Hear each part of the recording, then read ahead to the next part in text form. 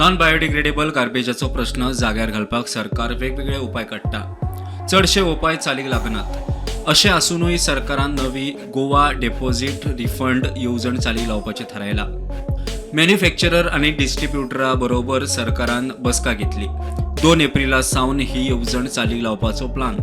येवजणेंत मॅन्युफॅक्चरराक वर्सुकी system participation fee भरची पडटली. ती फी कंपनीच्या टर्न ओव्हराचेर निश्चित जातली. 100 कोटी मेरेनच्या टर्न ओव्हराक 10,000 रुपया, 250 ते 500 कोटी मेरेन 50,000 रुपया, 500 टर्न ओव्हरा वयर 1 लाख रुपया मेरेन फी.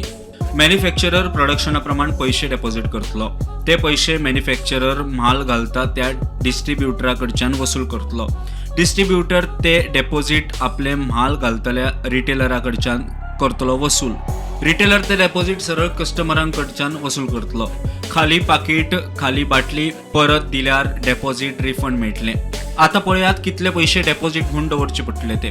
सरकारान दुधाची पिशवी येवजणेंतल्यान भायर दवरल्या. सोऱ्याच्या काचीच्या बाटल्यांचेर 10 रुपया डेपॉझिट, हेर ग्लासाच्या बाटल्यांचेर 5 रुपया डेपॉझिट, मेटल कॅनांचेर 5 रुपया डेपॉझिट, प्लास्टीक कार्टन सारकिल्ल्या वस्तूंचेर 2 स्लॅब, 5 रुपया मेरेन दर आशिल्ल्या वस्तूंक डेपॉझिट आसचे ना.